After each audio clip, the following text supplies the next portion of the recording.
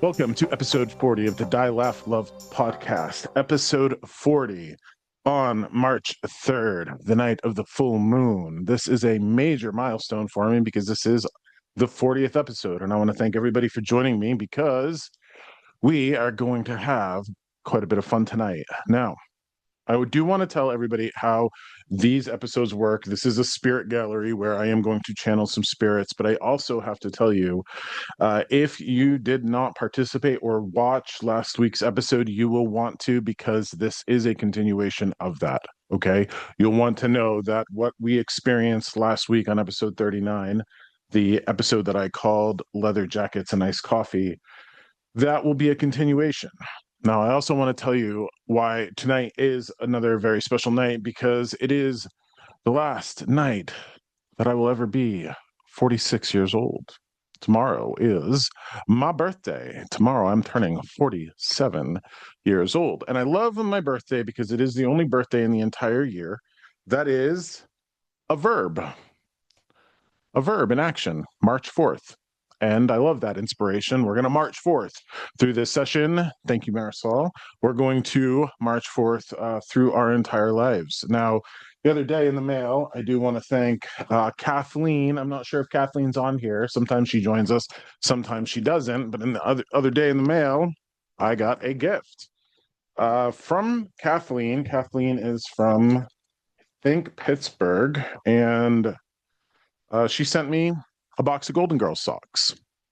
So, what you got to know about me, whenever I do a group reading, whether it's public or one of these, my good luck charm is always wearing Golden Girls socks. So, as I'm going to talk to you, ooh, thank you, Laura. Laura let me know that there were 47 guests in the session tonight. As I'm going to talk to you, I am going to put these brand new Golden Girl socks on, and that kind of leans into a little bit of the energy that we're going to go through tonight. Now, last week I would have talked to everybody about my connection to Mary, and Mary is a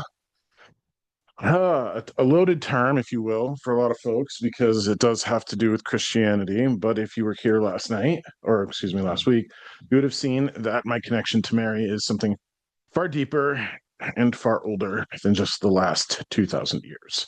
This is what a lot of New Agey people would call goddess energy or mother energy. And now I want to tell you about my recent trip to Connecticut and Rhode Island. Some of you have actually might have been there for my last two shows.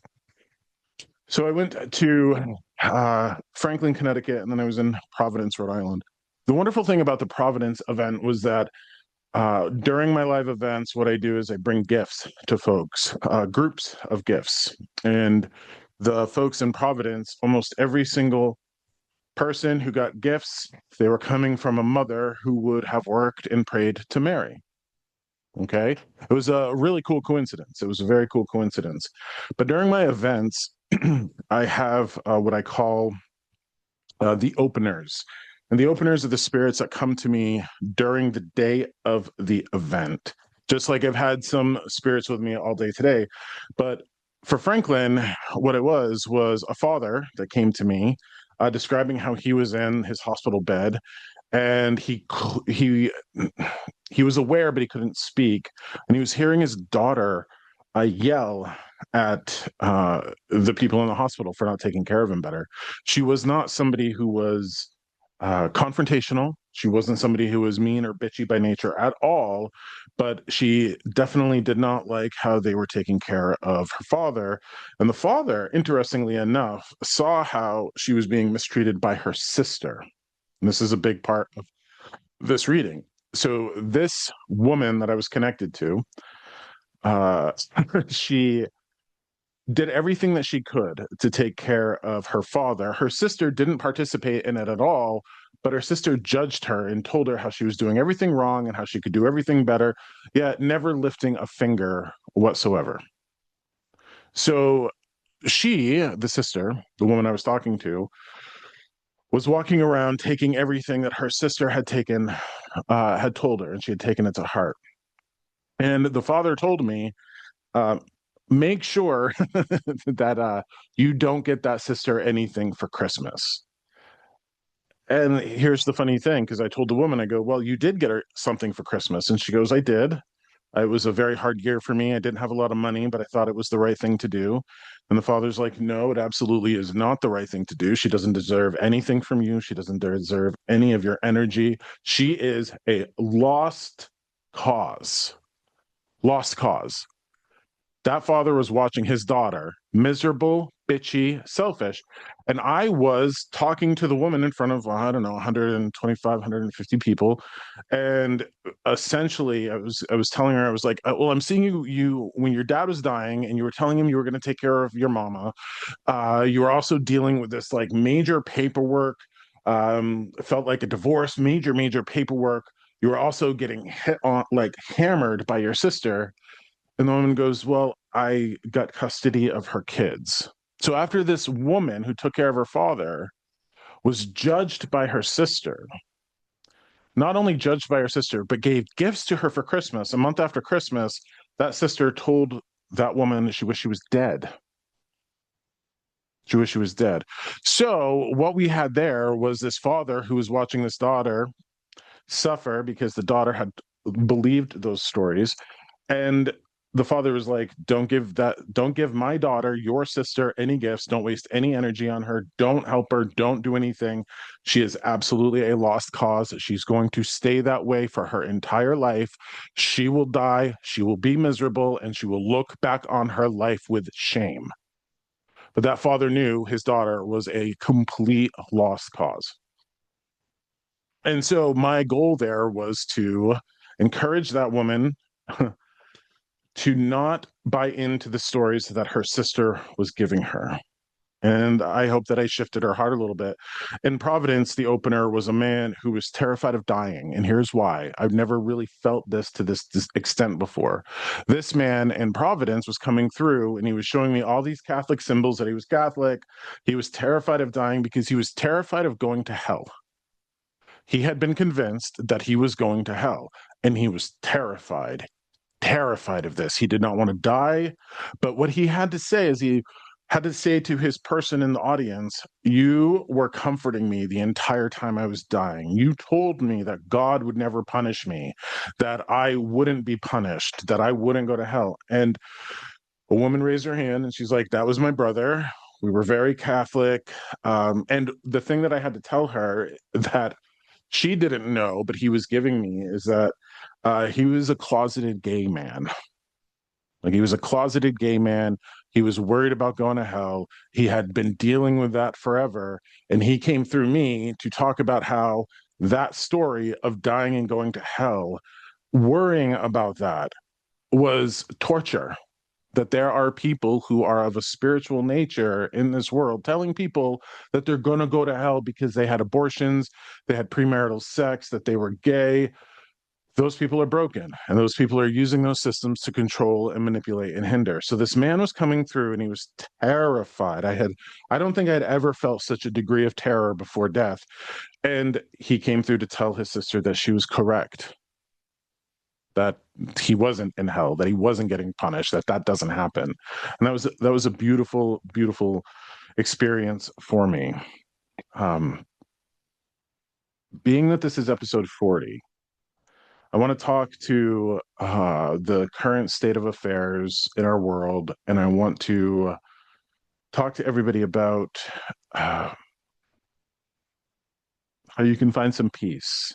Now, what I've been learning is that this goddess energy that I'm devoted to, call her Mary, call her Isis, whatever you want to call her, she helps me and she informs everything that I have to do. And whether you believe in her in one form or another, every single person on this planet and every single person in this session is her child, is her child. And here's one of the things that spirit really struggles with, whether it's the dead or these greater spirits alike. They're watching us suffer. They're watching us suffer. They're watching us controlled by fear, and they're watching fear really hurt us, the human race. Now, I am not one to offer up a lot of woo or a lot of bullshit. I don't ever want to do that. And there are some people out in the world right now talking about the great spiritual battles that are happening. And I want to tell you how I experience that and how I see it. Humans, every single one of you on this call, even myself, at the end of the day, we are either motivated by love or by fear. We are motivated by love or by fear. You might think that you're motivated by anger, but when you strip that anger down to it, you're really motivated by fear. And I know a lot of people here know the word chakras, the energy centers in our body. I don't really use those words because I wasn't raised in that culture, and those really aren't my words. Uh, but I do want to talk about the different energy centers that we have. I don't really work with 7 energy centers. I work with 3 energy centers. Okay. And I want to tell you what those are.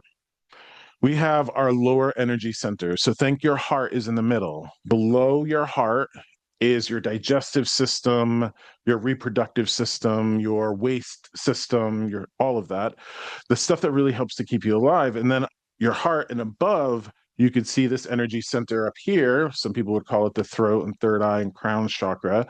That energy center up here really has to do with more our spiritual nature, more wisdom. The energy center down below is one that has to do oftentimes with survival. I have noticed that humans are either love dominant or fear dominant. And if there's a devil in this world, you can bet your ass it's fear with a capital F. Fear with a capital F. Now, it's interesting that when I do this work, I am 99% of the time sitting with women.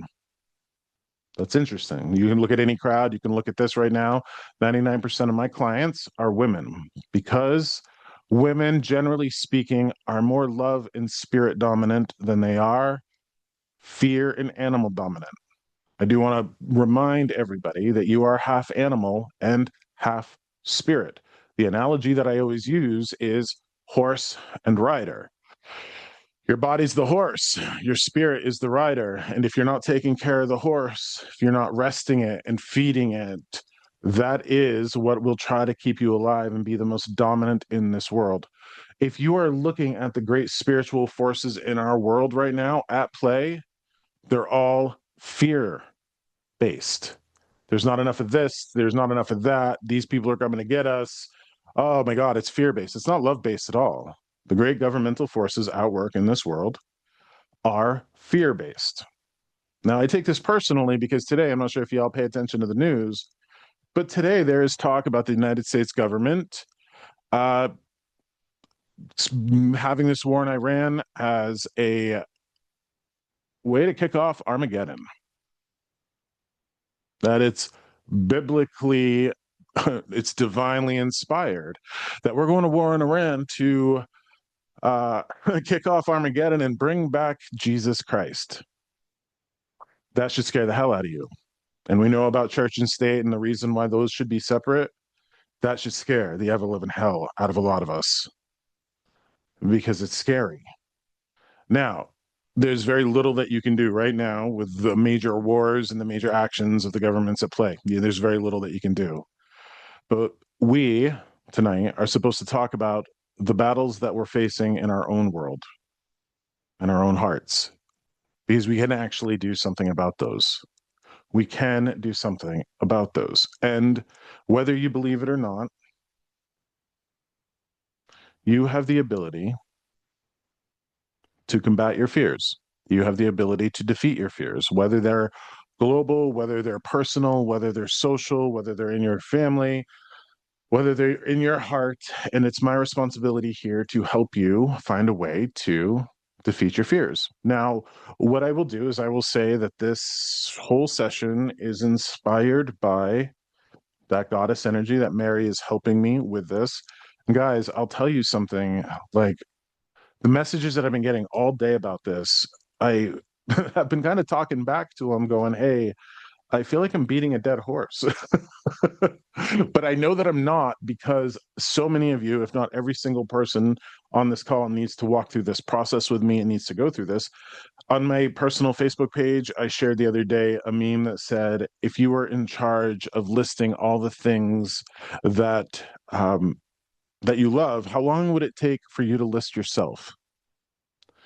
And do you know how many people on there were very much like, I couldn't It would take me forever. I couldn't do that. And it broke my heart to see that. It broke my heart to see that. So here's the particular situation that I'm in, because through all of my self-loathing and self-hatred and fear and all of that, I've actually found a, a place in my life where I love myself the way a parent should love their child. It hasn't always been that way. I am there, but it hasn't always been that way. And there is a big difference between loving oneself like a parent would love a child, or being in love with oneself and becoming a diva. So I completely understand why a lot of people wouldn't want to love themselves, because women are taught not to be the bitch. And unfortunately, oftentimes what happens is a lot of people will deny confidence because they don't want to be conceited. They don't want to come off across as that bitch. And it's a difficult process, because I'm here to tell you that there is so much power in being sure of yourself. And being sure of yourself is not being full of yourself. So you got to know where your truth is. You got to know what you're made of. You got to know what you're about. And you got to be careful, because there are a lot of people in this world, your family, media, governments, political figures, that would want to have you stuck in a state of fear. And if you don't know this about social media platforms, they want you addicted to fear. This is why I don't participate in political discourse on fear. I don't. I don't. I do not spread fear. There's plenty of news outlets spreading political stuff, but if I were to ever share political views or news articles, I'm becoming part of the fear machine, and I refuse to do that. So I think it might bear repeating that a lot of us that would have related to the hippie generation, guys, you got to be careful of the corporate machine. Seriously, you got to be careful of the corporate machine. The corporate machine wants you addicted to fear. They do. Your people want you addicted to fear. Religion, a lot of religion wants you addicted to fear. And you can tell if you grew up in a Catholic church that oftentimes they were promoting God's eternal damnation, the fire and brimstone, versus God's eternal love. When it comes to churches, you have two types of churches: the church that promotes fear of damnation, or the church that promotes eternal love. So I want to help you through your fear today. And I want to actually walk you through a small ceremony. This is the instruction that I'm getting. Okay. So, being that this is recorded, you can come back to this. This is a journey through a little witchy wonderland for y'all. Okay. So, I'm going to give you some instructions here on how to create a ceremony and why that's so important. One of the reasons why we're all hurting from a spiritual place is because we lack ceremony. We lack ritual. And I want to talk to you about that, because we see it a little bit in our lives. We see when people get married, they go through a wedding ceremony. When people get divorced, they should also go through a ceremony. Ceremony and ritual helps us through transition, because our spirit needs it. When you're left to your own devices, and I think this is where a lot of people suffer because of grief, look at what we have for grief. Maybe, like a celebration of life, maybe a funeral, something like that. But we do not have at all any sort of collective system that helps us through grief. We don't. So here we go. I'm going to show you guys a little bit of a ceremony. We're going to start in. What's going to happen is that I'm going to start the ceremony, and it's very rudimentary. It's very basic. And then we're going to kick it off with the spirits that want to talk, that have been with me all day. And we're going to get into it. All right.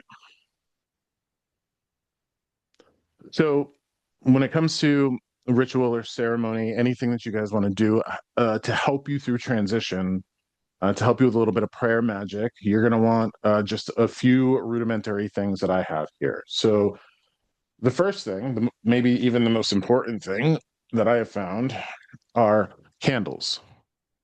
Candles. So in spirituality or magic, you have the four elements of fire, air, earth, water. But here's our fire. Okay. And I have this little candle here that is just a little tea light, and I love it as a heart. So I'm going to take my reusable lighter here and light it. Start a little bit of flame. You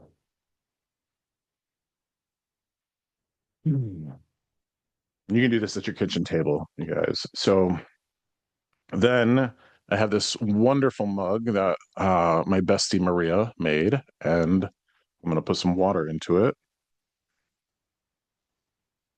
So we'll start with fire and water.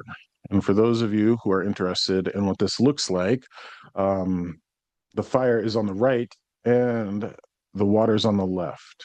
So I'm kind of creating two pillars here. On the left, you have the water. On the right, you have the fire. Then what I want to do is I want to make an offering of incense. Spirits love fire. Your ancestors love fire. So I'm not sure if you guys have seen these, but these are little charcoal briquettes that you can get, and they have little cups in them. I'm putting this in my little dish here, and you should see the smoke start to roll because it's sitting on top of one that I just had. You want to be careful of that. And then, wouldn't you know, I love all this stuff. You guys.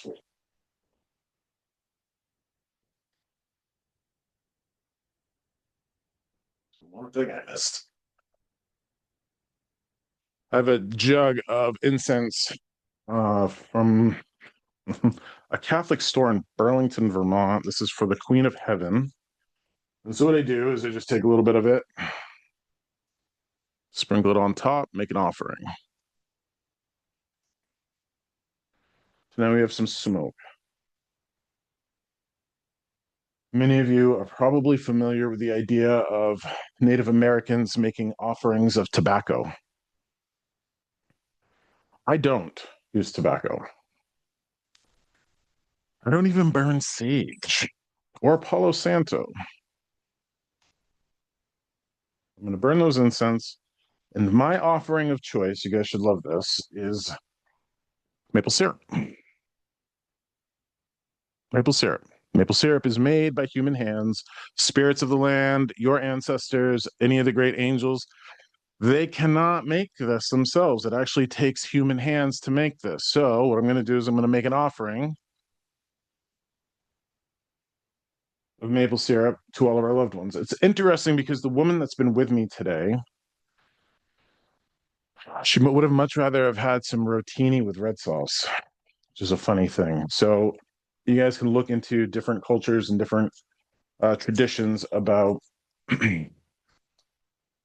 offerings of food, offerings of coffee. I do this every day at my own ancestor altar where I bring them coffee and maple syrup because where they're at, they interact with us, they overlap with us, and they somehow take delight and sustenance. And I don't know how this works from the things that we make of them for offerings, especially caloric offerings, fat, oftentimes in the appropriate circumstances, alcohol and wine and liquor, those types of things. But I like maple syrup. It is my go-to. And when I went to Connecticut and when I went to Providence, I actually began my times there by spreading a little bit of maple syrup out on the ground and thanking the spirits of the land for hosting me. So, with that being said, I'm gonna ring a bell 3 times, and that opens up our little ceremony.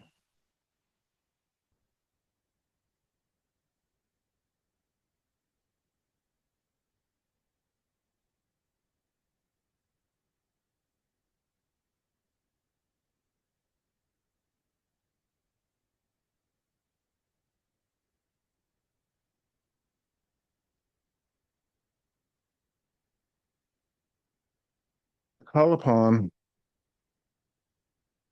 the great angels of this world, the great Queen of Heaven,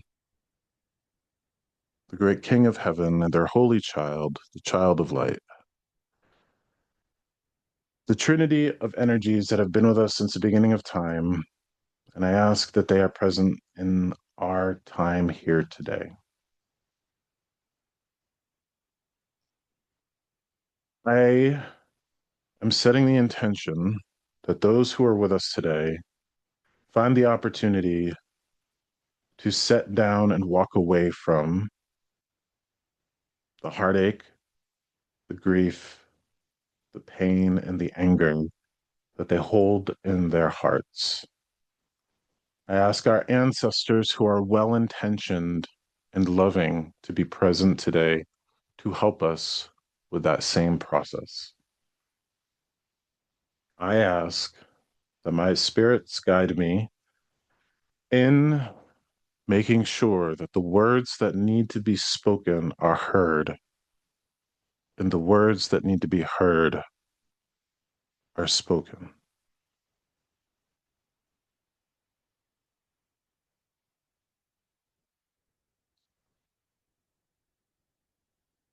As we are in this ceremony, I want you to imagine that this fire is here burning for everybody here. And in this fire, you can set your pains and your regrets and your heartaches. And I want you to set the intention. Anyone that's listening to this in the present moment and anyone that might listen to this in the future, I want you to set the intention that you can let that fire transform all of that which does not serve in your heart. We call it baggage because you were not born with it and you picked it up along the way. And we'll continue to call it baggage because it's something that you can set down and walk away from. But everybody here right now is in the middle of this space. And when it comes to channeling spirits and having them come forth, I want you to understand that everybody here is part of the process. I am not in charge of the spirits that are given to me or the ones that come forth. When I start to describe the person that's with me, I want you to know that while it might not be your ancestor or your beloved dead, that the messages that come through are meant for everybody to hear and are part of this process of release and forgiveness.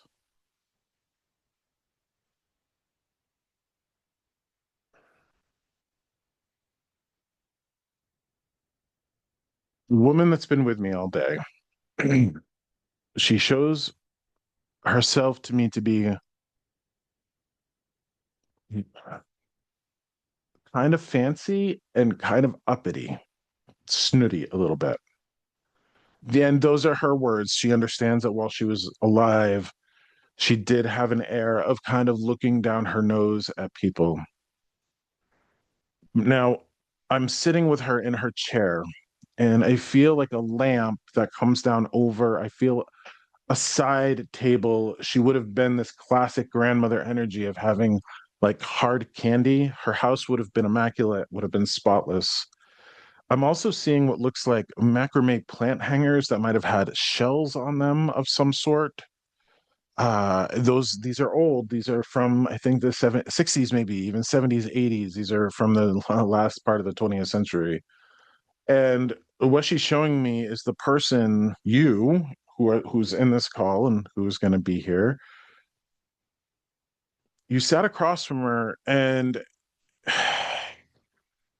you did this several times as you were talking to her.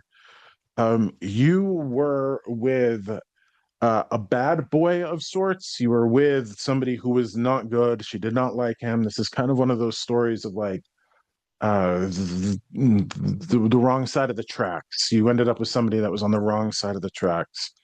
And you were sitting with her and you were telling her about this, hoping for her approval, but she wasn't able to give it to you. She wasn't able to give it to you. And I see her just looking to the side. And it's interesting because you would have gone to her several times, you would have sat with her several times, you would have wanted her approval and her love, but she's indicating that she couldn't give it to you, that you weren't, while she was alive, somebody that fit her standards or what she wanted for herself or her family. This is a woman who would have really just done her hair every day, who would have put makeup on every day to go out. Even I think, even if she didn't, she was really well put together. Um, I think that she might not have liked your kids because you might have had kids with this man. She was really, really judgy, and she needs to come through to apologize to you. So this is where you kind of open it up to me. This is where you got to talk to me about this. This is it's like I'm seeing a round braided rug. I'm seeing the living room. It's like beautiful. It's perfect. And you were really terrified that you were bringing her shame because she couldn't give you approval. Josh, that sounds like my grandmother, my Mimi. Okay. I need whoever that is speaking because I'm looking at a screen of little squares. Wave your It's hand. me. Hi. Okay. There we go. All right.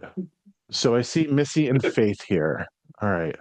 It's actually So what Tegan. I'm gonna so I want to ask this. I want to make sure before I like get connected to you, I want to make sure that I've got you.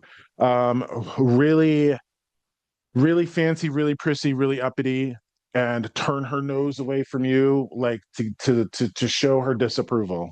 Yes. Okay. Was her name Rita? I don't get names. That's not what I do here. So that's not what I do here. Why do I see like a doily? I see like a round rug. I see Oh my the plant God. hanger with the macrame plant hanger with the shells on it. She had one in her bathroom, but she had doilies everywhere and a round rug on top of her Yep. carpet. A braided Yep. A braided round rug. Yeah. This is it. This is it. This is it. Okay. So what I'm going to do is I'm going to bring you up on Spotlight, and we're going to share this. Okay. So I'm going to bring you up on Spotlight, um, and I'm going to go on Spotlight myself. Okay. Who am I talking to here? Is this This Missy is or Faith? Tegan. It's Tegan. Tegan. Okay. So Tegan, did you go to your grandmother, and did you have kids with a person on the wrong side of the tracks? I did. I did. Okay. All right. All right. Um, okay. This is the reason why I'm getting this message for everybody, and everybody, not only you, Tegan, but everybody that's here. Uh, okay. Remember how I was talking about the animalistic part of us?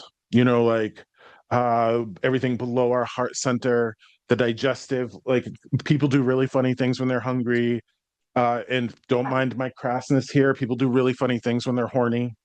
Okay. Yep. It is the way of life. And and one of the things that really upsets me about our education system is that we don't teach people what needs to be taught about their their biological system, their bodies getting horny, their hormones. We don't teach them that. And in fact, all of our systems, I mean, if we barely get sex education in school, but look at the religious systems, deny that part of you. You're being tested by God when it's life, it's reproduction. This is how our species continues. And it's also one of the ways that we're getting joy, by having sex and loving our bodies. All right. So here is the reason why this woman needs to come through, because she needs to acknowledge that she was one snooty bitch. Okay. She was Yeah. just one snooty bitch. She had these standards that while she wished the best for her family, um, God damn it, in life, she would have used really nasty words to describe you. Yeah. She would have Yes. used really nasty words to describe you. And those words will hurt a person, and they will become arrows and slivers in our heart. And she needs to apologize. And the main message here is this. Um, God, Tegan, and anybody else that can relate to this story, Tegan, the biggest mistakes that you would have ever made in life would have only happened because you wanted to be loved. Mm. That's Yeah. it. You just would have wanted to have been loved, physically loved. And the other interesting part of this, can I ask too, the father of these children that you had, is he in spirit as well? No. All right, because I get somebody that like was a bad boy who loved you is in spirit as well.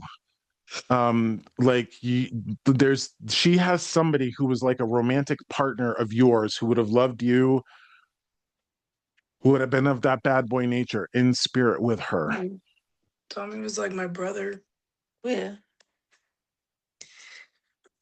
So you've got to know that this apology is this apology is needs to be given because for a couple of reasons. One, her words would have had an impact on you, okay? And God damn it, she had no business telling your mother that you were a whore. No, she Okay? didn't. No, she didn't. She had no business telling your mother that you were a whore. And that's such an awful word, but these are the things that she said. Okay. All right. Now this is one of those things that the spirit carries that she regrets. So this is not only for you to give you absolution, to help you find peace around this idea that your spirits look down on you. This is all about um this is about bringing her peace too, because now she regrets being an uppity bitch. She regrets being an uppity bitch because those words, I mean, I get it. You probably think that you're real tough and you don't give a shit what people think about you. But, screw you. You do. You really do. You really do Yeah. care what people think about you. And when people say things like that, it has an impact. And those are things that you carry forever. Those are things that you can carry for a long time. And we have to let them go because she was broken in her own way. She came from a different generation. She had different opportunities. She's talking about money's different, all of that. She came from a different generation that was taught different things about their body. And weirdly, she's actually praising you for finding peace in your own body, like honoring it, giving it pleasure, all of that, the not denying it and not being closeted in any ways. It's a funny thing that she would say that to me. So the other thing to Tegan is that um, when I'm talking to you about like candles and water and incense and offerings, this grandmother of yours needs you to get back to your witchy ways. So you had some sort of spiritual path. No, no, no, no, no, no shit. No, No, it's you had true. some sort of She's spiritual not path. on it anymore. That's funny that you say that because I was recently saved and I've just stopped doing all of that stuff. Well, it's like anything. Are you doing it to empower yourself? So when I say like you can sit down and light candles and put water out and make offerings, you can actually ask these spirits to help you with peace. Take these stories away from me. Like help me bury these stories. Help me burn these stories because nobody needs to be in this world convinced of the stories that other people would have taught them. Now this is a fascinating thing. So this is the spirit that wanted the rotini noodles and the red sauce. She wanted the rotini noodles and the red sauce. She wants like the curly Q noodles and like the red sauce. This is like a chop suey sort of pasta. Oh God, chop That's suey what was her she thing, man. chop suey was her thing. Yeah, yeah. Yeah. This is what she wants. Okay. So I'm gonna kind of talk about some big concepts here because I mean these are concepts that are beaten over our head. She needs to come forth and acknowledge that she sinned against you. And this is how I understand what sin is. Sin isn't the sex before marriage or the abortion or the gay marriage or any of that's not sin. Sinning is any act that we take that separates us from love. And here she is acknowledging that if she could have just given you a little bit of acceptance and love, tried to empathize with you and seen through your eyes, that your life might have been different. That your life might have been different. And she's acknowledging that she sinned against you because when you needed somebody, she turned her head away from you. She did a few times. Yeah. Okay. Now for all of that, you're you're still quite kick-ass. You got to know this. She is. What you've done with yourself, what you've made of yourself, there is a fight in you that you would fight for your family. You would show up for your family. So I gotta. She needs to acknowledge her wrongdoing, but she also needs to praise you for how proud she is of you. Okay. Remember the ocean. Remember the ocean. Remember the ocean. She's saying, remember the ocean. She wants you at the ocean. She wants you at the ocean. She wants you walking in the ocean, feet in the ocean. Look at your tissue. She's very proud of you. Okay. And you need to know this. She's very proud of you. And what is this? What paperwork did you sign? You put like a big X to it, and you were like, "Screw you." Like, The paperwork for losing my kids. Yeah. say it again. Paperwork for them taking my kids. They were trying to get me to sign my kids over, and I just put a big X through it in court. Okay. Mm. She's very proud of you for that, and you got to know that You got that beautiful girl right there. I'm not. I fucking refuse to cry here. I am not going to cry. I'm not going to cry here, but I will tell you that what I'm I'm feeling is trying to this not deep. cry. Well, no, like I gotta maintain my composure when I do this. And what I'm feeling here is this deep, deep sorrow that things could have been different if she could have loved you instead of judged you. Mm-hmm. Yeah. Things could have been different. So, um, So judgmental. It this sucks. is really interesting. She wants you to. This is so weird. She wants you to do the work of men. She's showing me sawdust and like wood and I've always like been, I've always done manly work. yeah, like moving your or like what would classically be seen as like um manly work. She wants you to do that. There's something about moving your body that you've got to honor. Okay. All right. Oh, okay.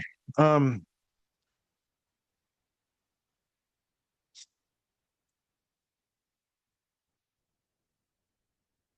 he's acknowledging that she used the Bible as a weapon and not a tool of love. Yes.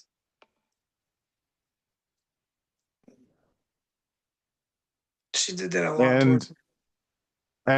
and that what I'm saying about love and fear is accurate. And you have to get rid of the fear that you're not good enough for your mom, you're not good enough for your kids, you're not good enough for your grandmother because you for some strange reason are a person of integrity, and she's got me saying that to you. You know, she needs you to know that gold star energy is coming through. She sees you doing the good things, the hard things. She's watching you, she's with you, but god damn it, she's suffering because she knows that her words and her treatment have still impacted you. Now, it's like she wants you to have a Pepsi or a soda with her. Okay. She wants you to Pepsi. what? Or Pepsi. She was a Pepsi drinker. Yeah. No, she wants you to sit down and have a Pepsi because like she wants to like, and this is that experience of her having it out with you because you need to sit down and you need to talk to her. And the analogy I always use is that one-way mirror we see in a cop show. Okay. Like we're on the side of the suspects, they're on the side of the cops. Um, in your own way, you need to find a way to forgive her, but also the way you forgive her is by just like pulling those stories out of your heart, those stories of you being, and we're all adults here, and I have to say this word, god damn it, I hate it. um but when she was like calling you a whore, that was like one of the biggest sins that she could have done. And Tegan, there's a way of you believing it, and you wouldn't want anybody else who'd walk through your story who had a grandmother like that believing it. You wouldn't want your sisters, your best friend, your mom, you wouldn't want a goddamn stranger on this call to believe those things. So you can't. This is where you use like flame and water to sit with spirit and be like, all right, Graham, I get it. I know where you were coming from. It doesn't mean it was right.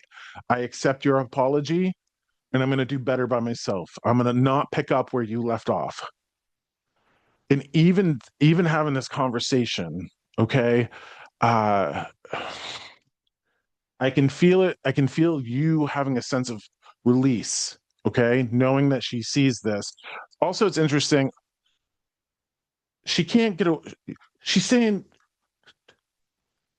wash your goddamn feet, get your grubby feet out of the picture. Like, she cannot have me not look at your grubby goddamn feet and wash your goddamn feet, put socks on, okay? Like, there are people watching you. Like, Stick out on She was always yelling at me about my feet.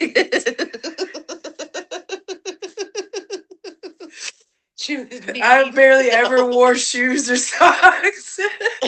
She always wants to be grounded with the earth. Yeah. Well, I mean, I get that, but you got goddamn grubby feet, biggest thing that people can see.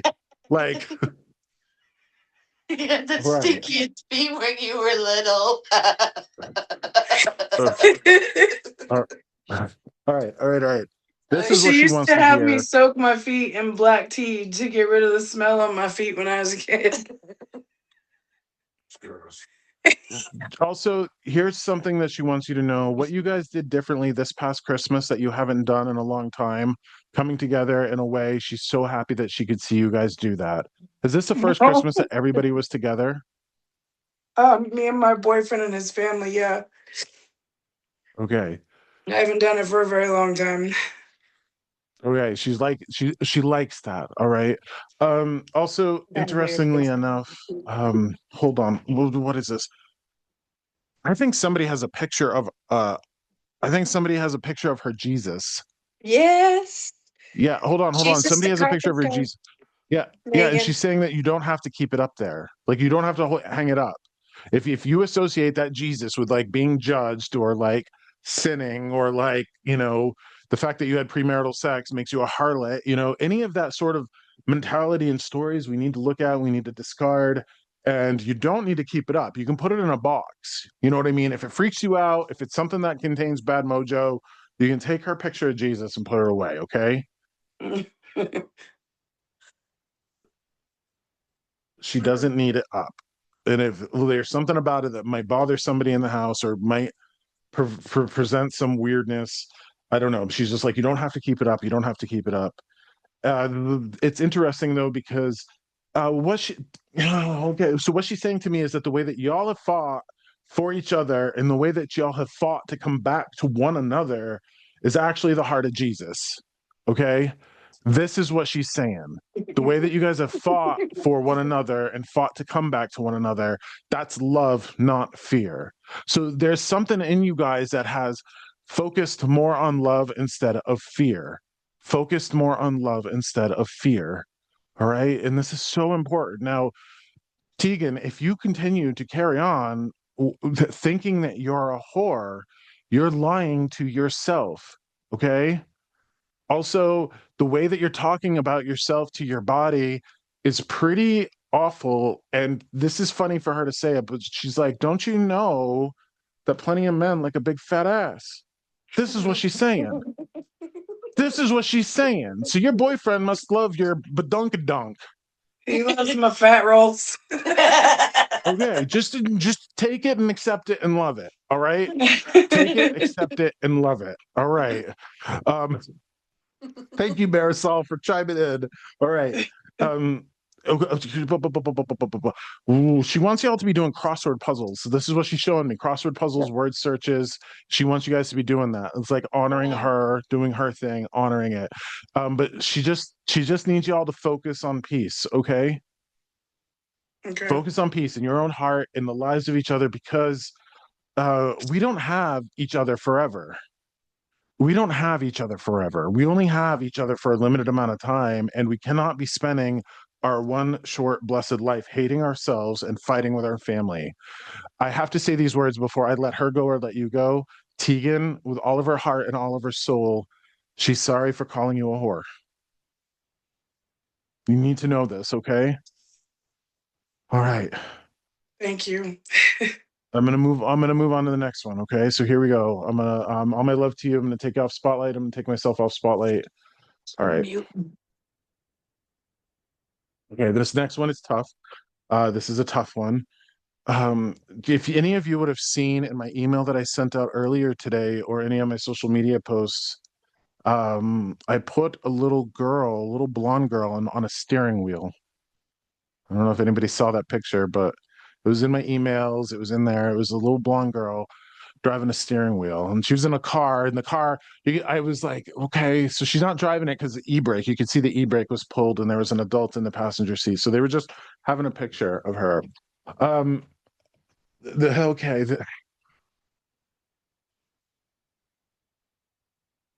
I really need everybody to know this. In the same way that you all can connect with your loved ones in spirit, maybe not to the degree that I can or to the degree that others can, I need you to really pay attention to your dreams. because your dreams can be a way to be contacted by spirits, by your beloved dead, by your ancestors, and by other spirits. And last night I had a dream where uh, I was with a little blonde girl. Now, this little blonde girl is coming forth. She feels about 7 years old. She also feels like she is the niece of somebody here, not necessarily the daughter. We might have a couple of people here. Um, she Do you guys remember Carol Ann from Poltergeist? I don't know. This is going to be of a certain generation. Do you remember the movie Poltergeist back in the 80s? Okay. And the little girl who's like, they're here. And she died really early, really young. She was really young when she died. I've got this young girl here with me. And she looks like she has long blonde hair. And I keep hearing that she's about 7 years old. And she keeps pointing to her head like, she might have had a brain tumor or a brain injury. She was like a she's like a she's showing me like I think she would have like raised hell on like a little hobby horse or a horse and like a bike. There's something very rambunctious about this little girl, and I need to speak to her people. So who here would have lost a little girl around 7, little blonde girl?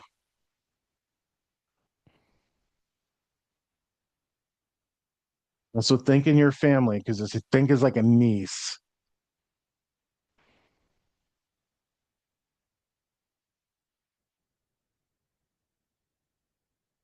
This is where we get the awkward silence here. Okay.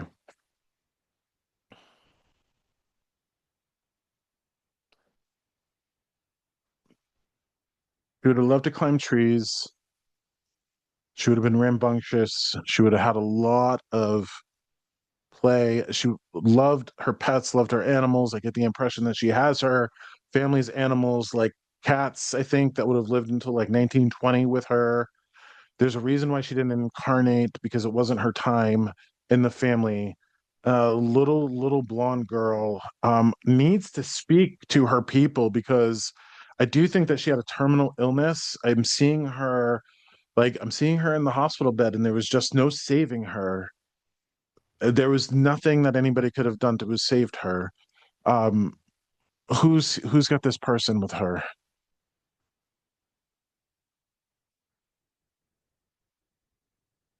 Like this feels like GoFundMe material. Like people would have fundraised, people would have had things for this little child. Um, she almost feels like she has a brother, almost that's like a twin. I don't know if he was born close to her. And don't get caught up with the 7, okay? Just know that this is a child, young child, blonde hair, and she was on like a hospital bed. I can hear the beeping of the machinery. um there were people just talking. There was nothing that we could do, no treatments, nothing. It was a matter of time. She's talking about how she was aware, she was hearing people when she was under. People were holding her hand, people were talking about her getting her angel wings. All right, I'm gonna keep channeling this person. I need to ask who here has this little girl. It sounds like she has a bench made for her. It sounds like she has a memorial spot made for her. I think that she might actually have like animal wings on her gravestone or her headstone. I don't feel like this is your child. I feel like this is somebody that's like down and disconnected from you, like a niece, somebody like that. But I do think that you know her parents. I do think that you know the people that were struggling because this message is, you did everything that you could. I do think that people still celebrate her and honor her at Christmas. Um, Josh, I don't think my niece, who was blonde, died at 34, um, had a massive stroke, had to be taken off life support. A lot of what you're saying doesn't fit, but some of it does. She didn't have pets. She didn't have a brother. She had an older sister. I don't keep going. Just want to throw yeah, that out no, there. thank you for that. No, I appreciate that, Sally. She definitely is coming through like a little child. I don't know if she's got a childlike spirit. I'm not going to stretch it. I don't want to stretch it at all. Um, I feel like her brother was a little towhead, as they'd call the little blonde kids. Blah, blah, blah, blah, blah.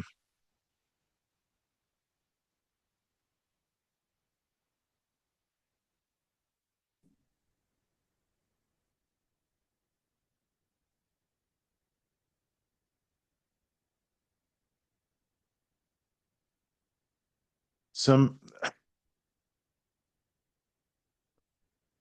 when I say niece, don't get all caught up in the blood part of it. Okay. This is like how you can have children that are like your nieces and nephews, but they're not blood related. And I think that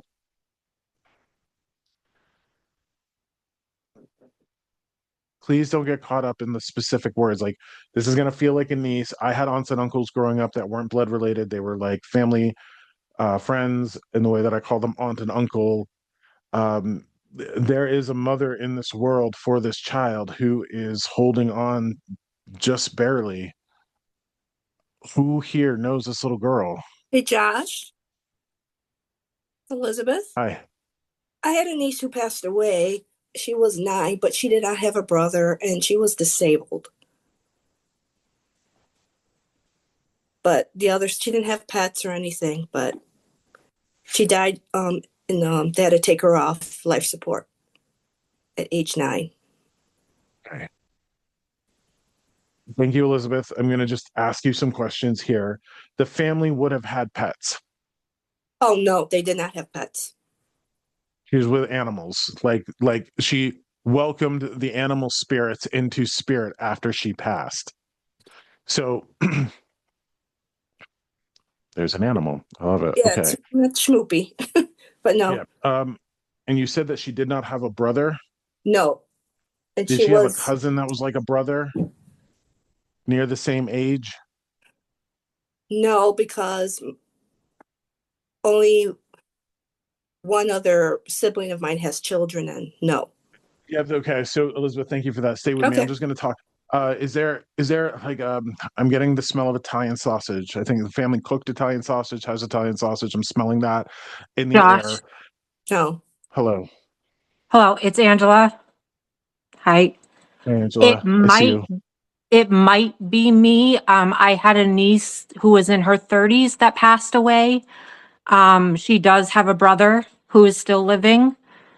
She passed away with brain aneurysm very suddenly. I don't think I she don't know was why they ever right. I don't know why she's coming through as like a little girl. Like she's coming through as like a little blonde she girl. has a little girl, so I don't know. Okay. So are they blondies? One of them, yes. Okay. This could be it. Okay. But there's like so you had a niece who then has a little girl right now that's alive. Yes, two. Okay. That little girl, is she with a bad man? No.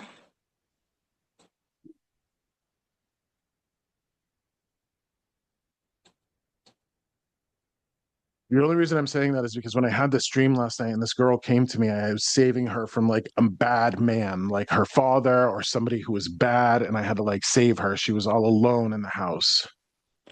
The only thing I can think of is my niece that passed away. Her brother is in and out of jail, but um, my niece's daughter, the little girl, has never been living with him or alone with him or anything like that. So I don't know. Yeah, I don't know why I keep hearing Carol Ann. They keep pointing me at that little girl who passed away at Poltergeist, and that's the symbol that they're giving me. See, I don't know. So nobody has the name Carol Ann here. I mean, there's only so many nieces here that have passed. Um, and she could be coming through so strongly because she's watching out over that little girl. But I do get the fact that somebody, like a mom, is in this world. Do you know if the like your niece's mother would be what, your sister or your sister-in-law? My sister-in-law, yeah, my brother's wife. Okay. The woman that's in this world is barely holding on by a thread. This is what I'm being told. Like Yeah, barely holding on by a thread, either very sick or very addicted or suicidal ideation, things like that. She's barely holding on by a thread. I don't think she's gotten the help that she needs. And this is me having to come through for this child and say, hey, you didn't cause it, you didn't do anything to cause it, and you need to release yourself from it because there's a story that somebody is stuck in, I believe that this child's books are still up in the house. Like somebody has books of hers still up in the house. They look like children's books in the house. I I mean, if we're talking I about don't know. if she's got a little girl, then she's going to have books in the house. Okay. As far as the mother barely holding on, I don't know. My sister-in-law seems okay, but I live a couple hours away from her, so I have no idea.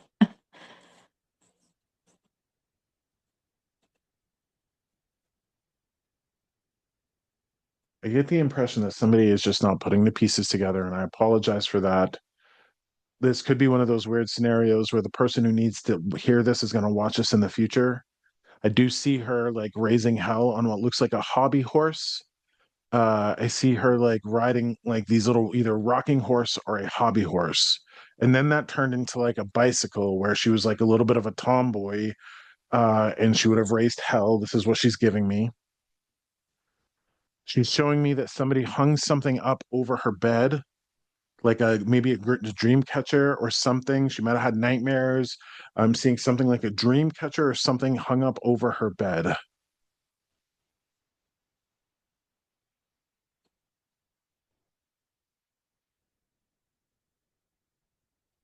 Nobody's remembering anything about a dream catcher or something being hung up over her bed. Like, this will protect you. This will keep you safe. There's, I don't know if it's a dream catcher or a cross or something, but somebody that was important to her, like an adult, put something up over her bed. I don't know if that was while she was in the hospital or if that was in her bedroom, but I see it up on the wall over her bed. That's what was important to her. She shows me what looks like ATV tires, like ATVs, big tires, something like that's important in the family. She's giving me like the motors, like she's showing me like people will ride ATVs. Um, Somebody's just not putting the pieces together here, so don't get caught up on like niece. This is somebody who is, and I'm gonna honor her and bring this forth.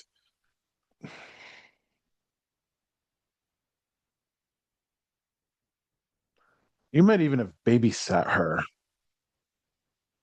You might have babysat her or watched over her, or you might have been like a teacher that came to love her. Like, this is somebody that you would have loved and cared for, but I don't get like it's a direct descendant. It's not your child. Um, so I would ask anybody here if like any, you know how like they do things in school, like uh when a kid gets sick and they're like Katie Strong or whatever it is, fundraisers, things like that. It might have been done for her. And because this is a prolonged sickness and something that didn't happen suddenly, it feels like there could be fundraisers for her, fundraisers for the family, fundraisers for her as she was dealing with the sickness. That's what I'm getting the impression of.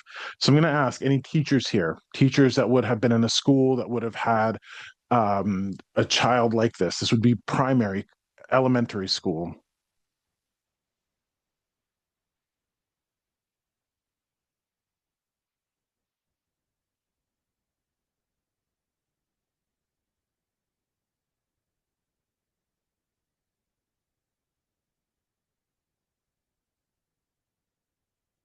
She's very happy, and that's the point of this, is that she's like bounding. She's happy, she's got a lot of energy, and the message is that she's free of this pain. Um, all right.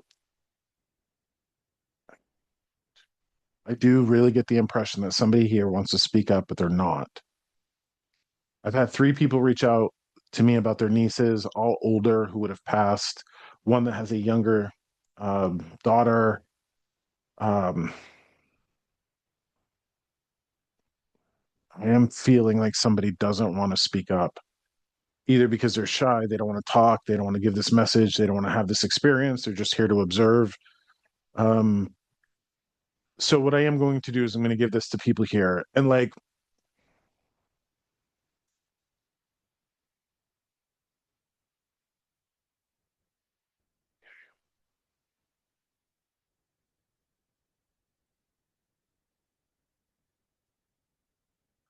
I want to tell people what's happening to me right now so you understand what I'm going through. I talked to you about like the Mary energy, the goddess energy. She's upset now. This isn't the spirit that's upset.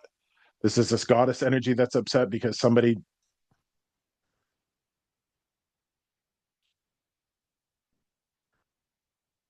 is not speaking up, and that makes her mad. And as much as this energy of Mary and this mother goddess energy has love, boy, does she have anger and fury. And I'm going to tell you, like, I'm going to give y'all one last chance to speak up before I move on, because this is a sacred thing that we're sharing. And if anybody got on this call today to have this experience or just to gape and like look, but they don't have the gumption to speak up, oh boy.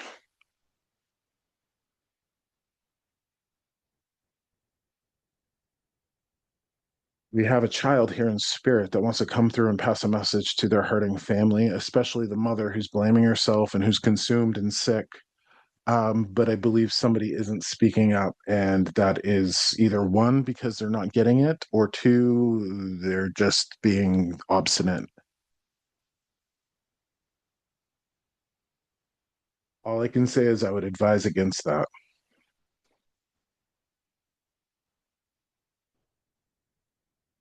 I know, Marisol, they might be scared, but you don't hop on a call like this and let fear control you.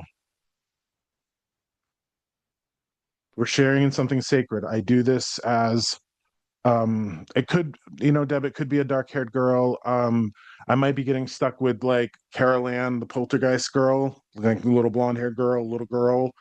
Definitely brain cancer, something like that. Don't remember that spirit speaks to me in symbols. And Marisol, I understand that people here are scared. Um, if no one speaks up, what is the little girl's message? Okay. Um, so Deb, it's guys, stop it with the chat, please, just for a moment.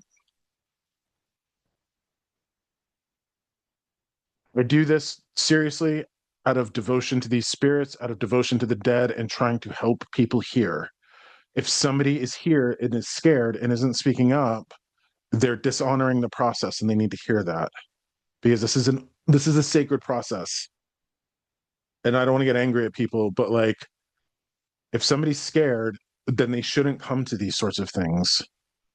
If they're not speaking up, they should not come to these things, because it puts me in a bad spot. It doesn't deliver the message to the person that it needs to. So we have a little girl here. There's four-wheelers, there's ATVs in the family. Um, the the message is the mom needs to work on herself and forgive herself, and she did everything that she could, and her little girl is happy. She's happy in the world of spirit. Um, she's happy in the world of spirit. Now, somebody said that there was, yeah, she loved pets. Thank you, Deb. Yes, yes, yes, yes. My impatience is starting to come through, and I don't want to deal with that. So I'm going to just sit with my own goddamn fear reaction and turn it into love.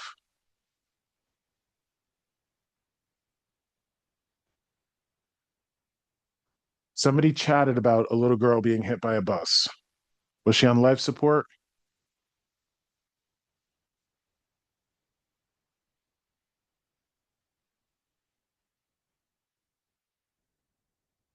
Please I feel free don't to take know. yourself off mute. I don't know. I was a teenager. I I was on the bus when she got hit, Yeah, but no, I you had wouldn't. This babysat wouldn't have her. been a niece. This wouldn't have been a niece to you. This wouldn't have been a student to you. This Right. wouldn't have been a younger person to you. You wouldn't know her mother. Okay, so there's somebody whose name is Deb who's chatting to me. Wave your hand, Deb. Who's the Deb that's chatting? Okay, so I'm going to ask you to come off of mute.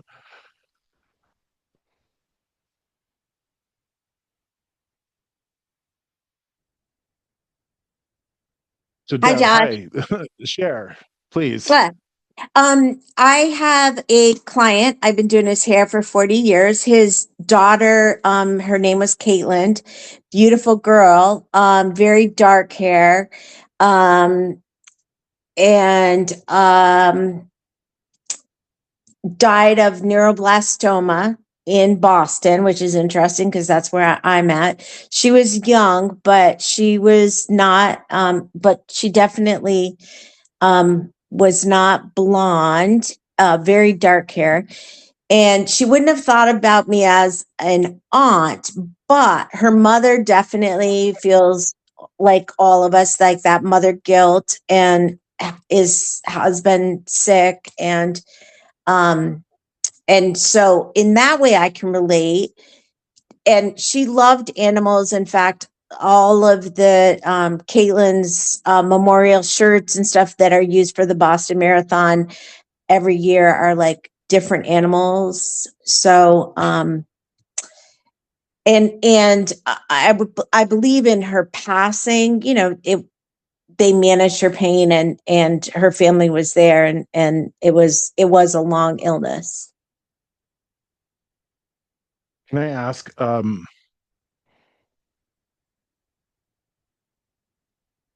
you know of this family doing anything with like ATVs, big wheels? I don't know that what they did after Caitlin passed, move into a different area, like into more Underhill, and so I don't know what they do like as a family now. Like I cut the father's hair, and he knows I'm into the woo, but I mean, they Did you miss hear her when I said Katie desperately. Strong? Did you hear when I said Katie Strong and you said her name was Caitlin I and there was guess I didn't. fundraisers? Yeah, Yeah, no, I said I Katie didn't. Strong. You know, like they do hashtag something strong. Yeah, This felt like Katie Strong. So this was a yeah, fundraiser. Um, yeah. All the okay. time they fundraise for the through Boston Marathon. What's the Children's Hospital down here that does Do amazing they work? have the on the t-shirts, and I don't know if you see this, I see like the animals with the little angel wings. Like I You see know, like the animals, the pets with like little wings on them, like they're angels. I wouldn't be surprised at all if they do. I wouldn't know that, but I would not be surprised. The one shirt that I remember seeing, and I mean, Caitlin's been gone for a long time. She'd probably be in her 40s, maybe now, but she's missed every day, and loved every day. And Okay, yeah, if she and would be her in her 40s, Dad, if she would be in her 40s, she's going to be from around that age of when Heather, that little girl Heather from Poltergeist, Carol Ann, passed away. It's going to be a very yeah. similar scenario like that. Like from the 80s, little blonde girl passed away. Don't get caught up in the hair. Thank you for speaking up. A little bit of that pressure is coming off here. Here's what you need to do, Deb. Okay, happy to. I like if you have this person's information and she's open to the woo, and she needs to hear this. This is one of those things where the mother needs to let go of these stories that she wouldn't want another human being to carry. This is like yelling at a volcano. This is like yelling at the ocean. This is yelling at the snowstorm. You couldn't control it. There was nothing that you could do. And she has to find a way to find peace and stop beating herself up because it's not going to bring her child back. I just see like a picnic. It'd be much better off for her to like have a picnic blanket and a picnic and go for picnics and enjoy life because this little girl who I believe had hobby horses or rode horses and bikes and all of that very much needs to pass this message on that she wants her mom to be at peace. Now you Yeah, said you cut the father's hair for years, but you don't know I the mom. still no, I knew Peggy. I know Peggy, and I know because we are both grieving moms. But I don't cut the mom's hair, but I can absolutely reach out to them. I mean, I could text them right now. Um, they are great people, and if this is a message from Caitlin, I'm sure that they'd be open to hearing, hearing from their beautiful girl. And they have had some signs that have made them kind of pause a little bit and go, they had a grandchild born around the time that Caitlin died. And yet there was a magazine that had animals on it that Caitlin would have loved. Like there's been some amazing serendipitous stuff that's been helpful. So, yeah. I The mean, family's had pets that have passed since she's passed, right, Deb? oh, yes, definitely. And yes, definitely Is dogs and definitely, absolutely. yeah, Very, like taking the animals, like there to guide the animals to spirit with them. yeah. Oh, Um, I can absolutely see that. Yes. They have dogs still. And yes, absolutely. And Caitlin loved animals. She, and I remember one time holding Caitlin's hand when she was getting a very painful shot that she had to have that her mom would give her. And yeah, they Deb, what definitely. I know that you might not be able to know this, and this might be a message for her parents, but what was up on the wall behind her bed? Like I see somebody hanging something up behind her wall, like it's dangling there. That, and maybe that's the best thing is that I don't know, so that and it will mean They to know, them. and that's the sign to them that That's them. Yeah, maybe yes, that's I don't know if it's a cross. I don't know what this is, but I will say, and I guess I have to stress this to folks. And I will tell you, y'all, you want to know what mom energy is like. Y'all want to know what mom energy is like. You come to one of these things, you go see anybody else that does this in a group. The worst thing that you can do is sit there and shut up. That's the worst thing that yeah, you can do for a person like me. It's the worst thing that you can do for the spirits. If you're going to go to something like this and sit there and shut up, don't go. You're taking it away from somebody and you're dishonoring the process. So I think yeah. that's a reminder that we all need to have. I wasn't trying to shut up. It's just that, she's not my niece. She's a person from many years ago. I cut her hair and then she lost her hair, but so there's a lot of it that didn't fit for me, but I am certainly not afraid of having conversations with you, my friend, and Yeah, no, passing I on appreciate that. messages. I appreciate that. I don't know what this is. I just kind of get that.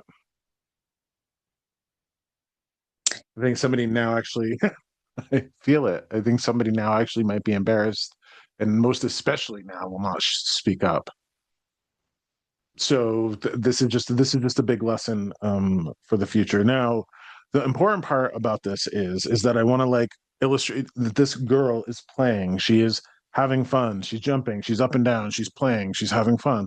Every once in a while, she can look into this world and see her mother like scraping herself, cutting herself, self-harming herself, hurting herself. And this has been decades of her mom doing this. And Yeah. this is like that person stuck in that fear of going to hell. I This don't is think like that Peggy is person. is in that place. Peggy definitely has gotten a lot of struggled with some health issues, and grief is really hard. And Caitlin, didn't. It was a long battle with cancer, and cancer freaking sucks. So, but I don't think it's self harm. It's maybe not allowing. I don't know what it is, Or but she's carried the pain of it so long she's desensitized to it. I don't know. There's a mom out there, and again, maybe, and I've had this happen before where the person who needed the message reached out to me after and was like, well, that was me. So maybe this is for one of those people that were trying to get on. I had at one point 5 people trying to get onto this thing, and I said, I'm not going to do that in the middle of this.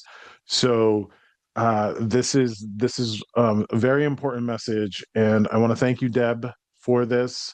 This is going to land for somebody here now, and they're just going to have to. I swear, do you know how many messages and emails I get from people after the fact?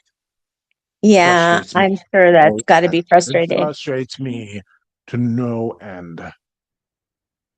So are So you I think, feeling like this with is not Caitlin? Are you feeling like you're still not landing the message where it needs to go?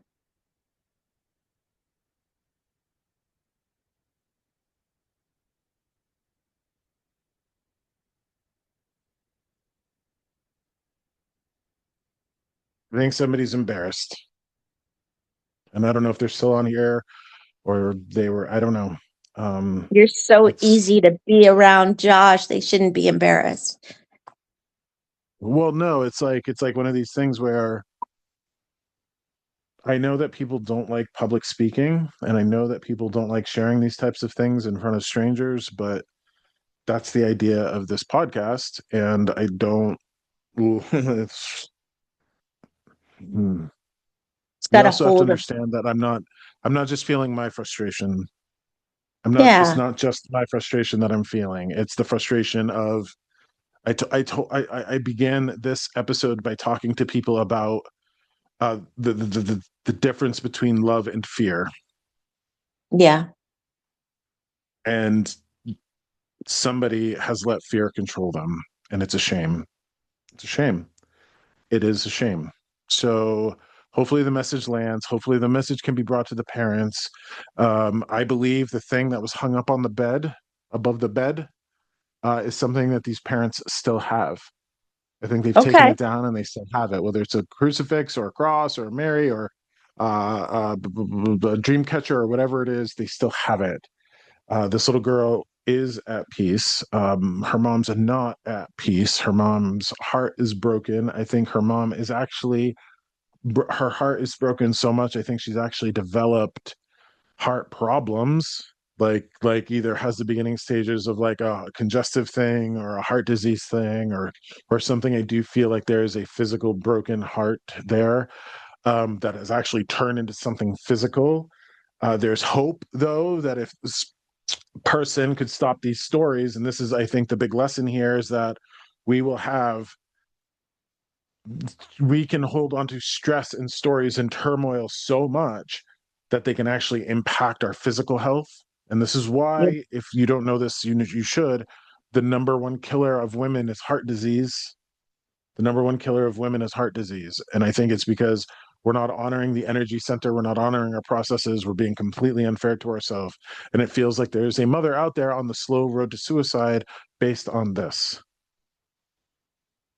This is very sad for me to go through this. I wasn't expecting this because this little girl's been with me. And somebody had chatted, I don't know who it was, who said, well, if nobody speaks up, what's the message? Well, the message is the mother needs to be gentle on herself and take care of herself because she has people here who love her. And it feels like she spent a long time hating herself, beating herself up because she couldn't care for her child. This is the worst thing a mother could go through. The worst thing a Yeah. mother could go through is the loss of a child, but we don't need to make it worse by blaming ourselves for something that we had no control over. Don't make me cry, Josh. You know that hits home for me too, you know? Well, Yeah. thank you for that, Deb. I I do. know, I understand. I'm walking the path differently though. I agree with you. Grief is painful, but abusing yourself doesn't Well, make it better. and I have to say this. I am compelled to say this. Grief is awful. Losing our children, worst thing a person can go through. But there is absolutely no reason that we have to make it worse on ourselves by being stupid about it. That's a Yeah. bold statement, a harsh statement, but we do not need to make it worse on ourselves by lying to ourselves about it. And I think this is where this frustration comes from, is because, yeah, these processes are the worst things humans can go through. Absolutely. But it doesn't mean that we need to blame ourselves. Like when a child gets brain cancer or suffers from this brain injury, and then the parents go, well, maybe I shouldn't have got him vaccinated, or maybe I shouldn't have gave him fruity pebbles, or maybe I shouldn't have done this or done that. That doesn't help. And that only injures a person's heart. This is Yeah. massive. This is massive. I mean, it doesn't matter if we lose our children, lose our parents, lose our partner, lose our pets, lose anything. When we're dealing with grief like this, grief is hard enough without making it worse on ourselves by lying to Yeah. ourselves. It's like the world that we're Mhm. in is full of suffering already, but we don't need to pick up where all of these things left off and make it worse on ourselves. That's at Yeah. least the part of the process that we can control. I, I I, I do agree. think that I agree. Thank you, Deb. I do think that this person has that thing that was above the bed on a dresser. and like on a dresser or in the bedroom. This person, I think, talks to their daughter often, but doesn't realize that, you know, all of their people are hurting. I do think that this woman's parents, at least, or grandparents, are Catholic. I'm going to give all the signs here because there's a level of frustration. And God, I've done 40 episodes of these, and I've done a lot of things, a lot of group activities, but I am really struggling with the fact that somebody might be dishonoring this process. And I think that speaks to Yeah. the whole thing. So, Yeah. all right, Caitlin was Jewish, and but I will still ask about stuff over the bed. It sounds like this might not please. be Yeah, please. Caitlin, but you know, I'll share that. And Caitlin did not have a brain cancer. She had neuroblastoma, but I mean, cancer goes everywhere at times. So I'll definitely share, and you know, if the person is listening and is grieving or knows the grieving mother, and yeah, it is being a grieving I mean, it mother might even be stuff. a rosary. It might even be a rosary. And then this is where that person is upset because, you know, they were taught to believe in God. They were taught to believe in miracles. They were taught if they prayed enough that these miracles would happen and that these things would happen. So then not only are they angry at themselves, I think they're still angry at God and the gods and the angels and all of that for not saving their child, which I mean, I understand that, but they don't need to be thinking that they deserved it or caused it by being a bad person or paying for something from a past life. There is something really, really toxic in this person's heart in the way that they're blaming themselves for something that was out of their control. This little Yeah, girl was yeah, this that's little not girl was Peggy. listening. No, this little girl was listening as they were talking about her getting her angel wings. They had conversations over this little girl's body in the hospital about her getting her angel wings. She heard that. So, with that being said, um,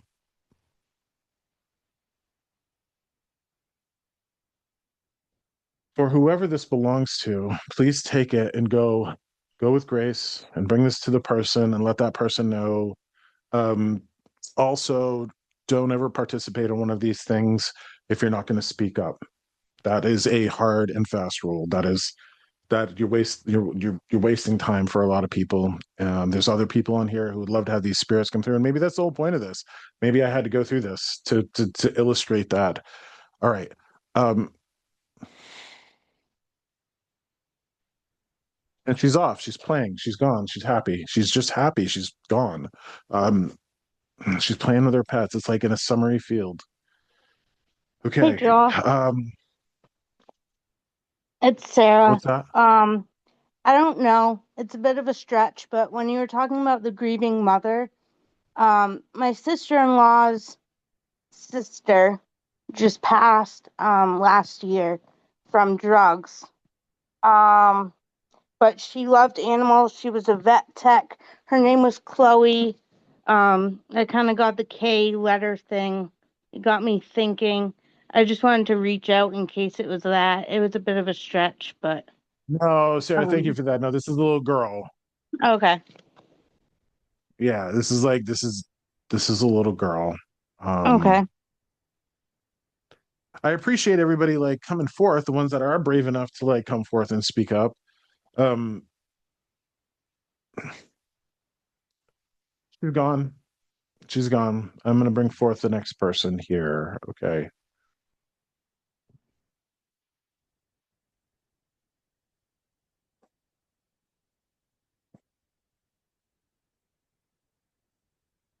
Okay.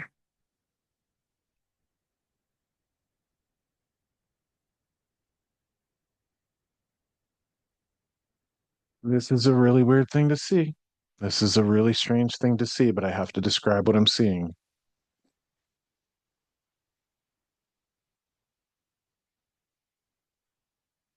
Does anybody here have an aunt or a great aunt?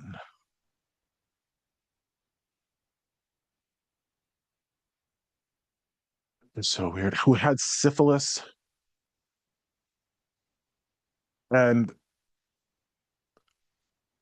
would have had their nose gone Like she's been with me for a little bit.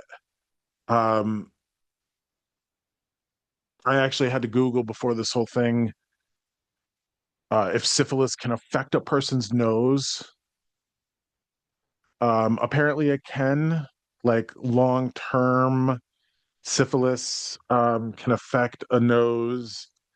Um, so this is a woman who had unchecked STDs and um,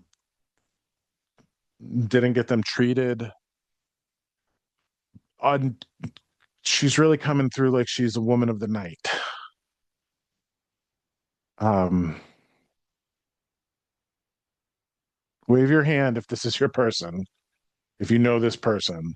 So this feels like an aunt or a great aunt who would have had syphilis, whose nose would, or like would have had a sickness that would have dissolved the nose, taken almost the nose away completely.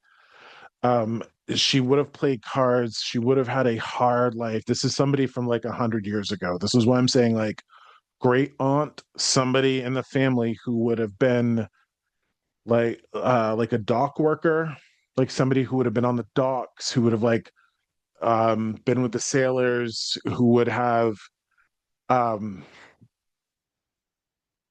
I'm very much getting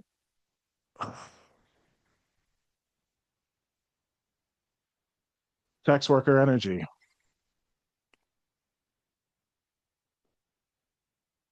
Think seaside, think ocean, think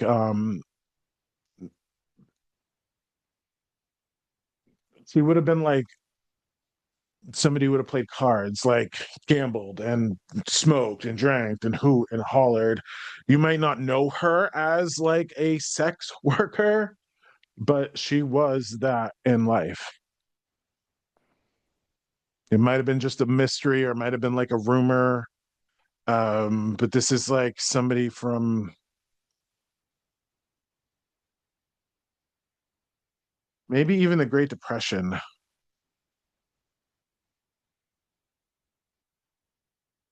Very much getting the whole um we had to do what we had to do to survive. Please don't get caught up on syphilis. It could be another illness, but the woman is showing me like she has no nose. I don't know what happened to her to lose her nose, but this is like an illness or a sickness. This is like a life that would have brought her family shame. Like the Catholics wouldn't have liked her, the nuns wouldn't have liked her, nobody would have liked her, but she would have done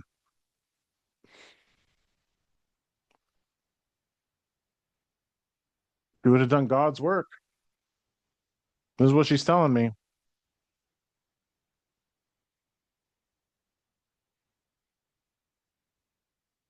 Nobody here has an aunt, great aunt, somebody in the family who would have been on the ocean, who would have been a sex worker. I don't like the word prostitute, but I am going to call her a sex worker.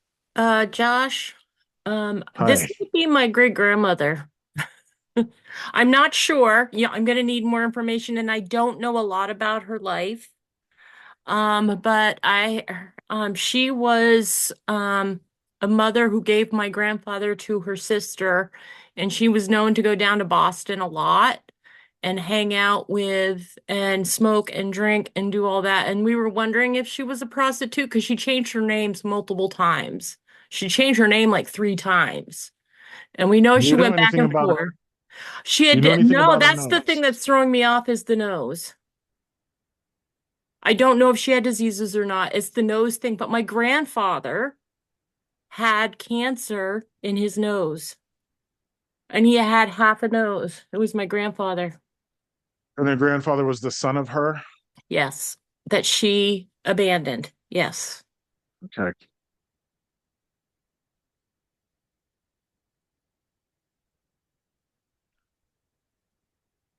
Dock worker, like docks. Boston has docks, yeah. Yes, they had docks and stuff, and I would not be surprised if she was down there and she was a prostitute. That would not surprise me. She did come back into his life and live with him before she passed away. Could I But ask, was this like, do you know if this was around the Great Depression? it was a little before the Great Depression because my grandfather was born in 1902, I believe, or two or three, and she would have been so he I'm not sure exactly how old he was when he was abandoned.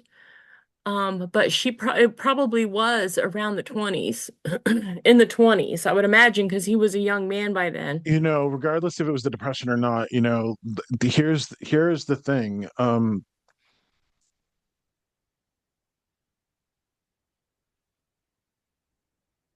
The reason why she's coming through and she gets to come through these spirits who come through to me is to talk about why nobody, nobody, nobody in this world gets to judge a woman for doing what she has to do to survive. Hmm. Nobody, nobody in this world gets to judge a woman for doing what she has to do to survive. Nobody. The world is not kind to women. The world historically has not been kind to women. And I will tell you where she's at now, she's proud of this. I don't think she's proud of giving up her. No, hold on, she is. It was the best thing for her to give up your Hmm. grandfather. You wouldn't even be here if she hadn't gone through what she'd gone through. Right. I've always been So, fascinated by her because she does have such it's so hidden. We don't know much about her. So well, it's you know a little bit interesting. more about her now. Yeah, I do. And I've Yeah. always wanted to look into what she was doing, but we can't find a lot of info. But so this is really where, I mean, we've talked about some big concepts, talking about sinning, talking about all this, but you guys, you have to understand this. This woman never intentionally hurt anybody. Mm, Like she never intentionally hurt anybody. This is the kind of life that she had. She never intentionally, she might have hurt people, but she never intentionally meant to hurt people. And strangely, um, she was doing the opposite of hurting people hmm. by loving people, by loving people, by making a living, by loving people in that way. Um, I have to wonder too if this is so weird. I know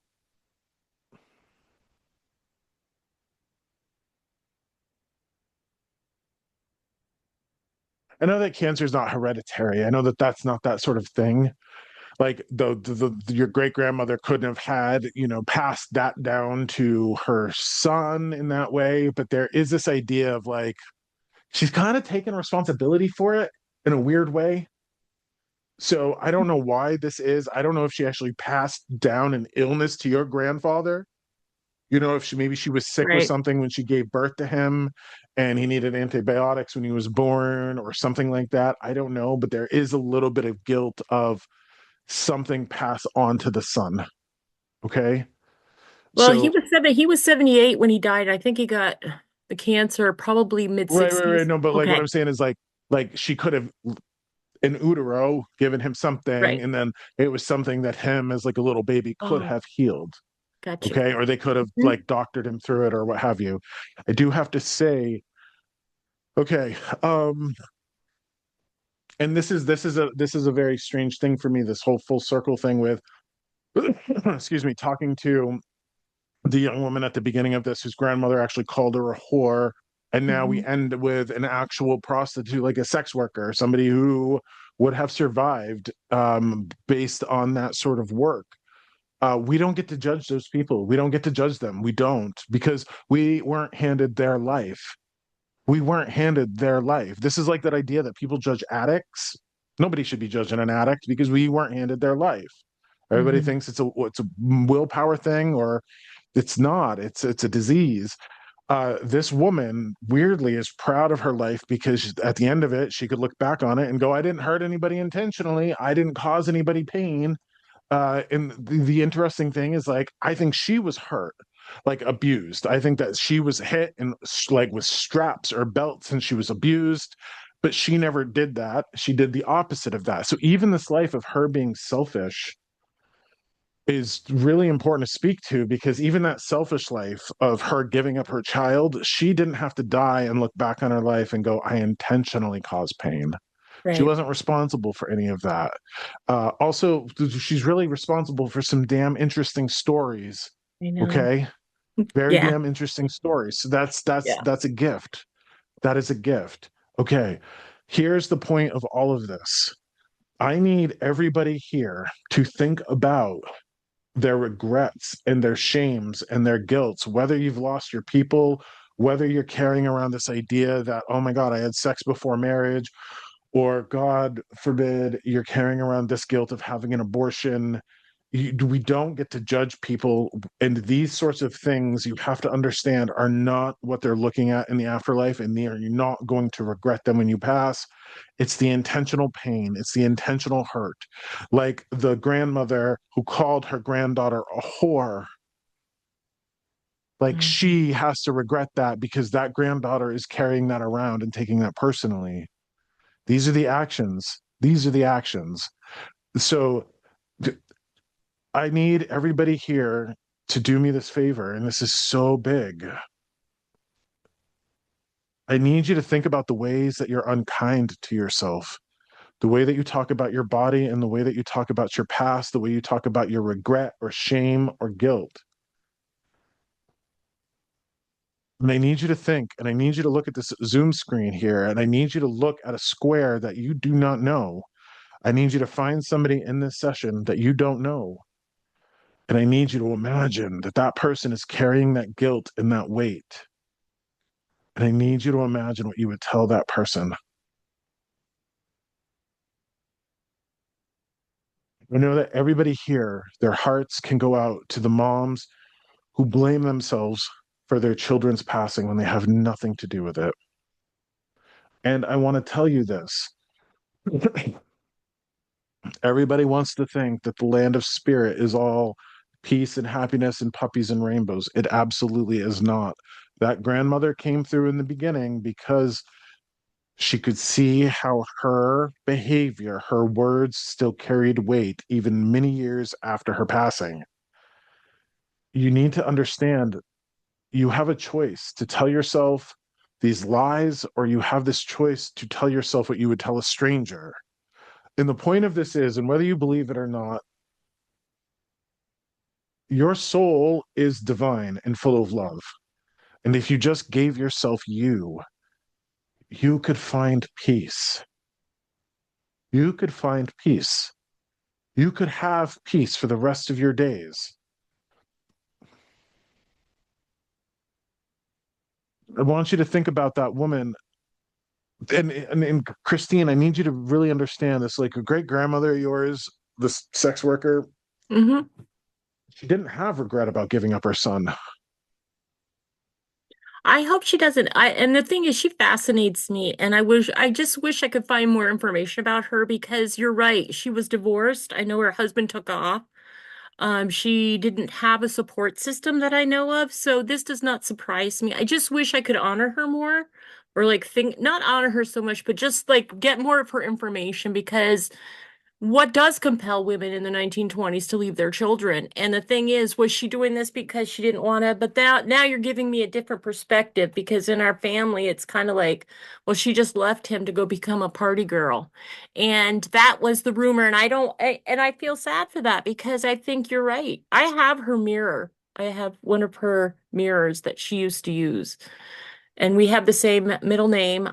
So I You don't could know. do, Christine, to like hear me out on this. All you can do to honor her is to make sure that you're not carrying any unnecessary guilt or shame, All no right. regret, and try to make your life as interesting a story as you can because it is a divine gift. Yeah. You know, I mean, there's never been a Christine Smith before. There will never be a Christine Smith after this. You know, there's only one of you, and you Yeah. leading your story with peace is important. And Yeah. here's what's fascinating. Any of that regret or shame or guilt, that's not love, that's fear. If you're Hmm. carrying regret or shame or guilt about your past, it's only fear. It's not love. you guys have love. Everybody does. We all do, and we can give it to ourselves. Now, this is where I'm at peace. I'm at peace because I'm going to do my best to get through life with as much love as I can. And that gives me the power to create the best life. And I know that everybody here wants the best life, but holding on to stories that don't make sense and holding on to stories that you would never want another human being to have, well, that's important to discard. That's important to let go of, because I'll say it a million times before I die, I'm sure, but if being a bitch to yourself was ever going to fix the past or ever work for you, it would have worked by now. It's never going to. It's never going to. So, what I want you to do, everybody here, anybody that's in the present moment that's with me now, anybody that's in the future, oh my gosh, okay, hold on.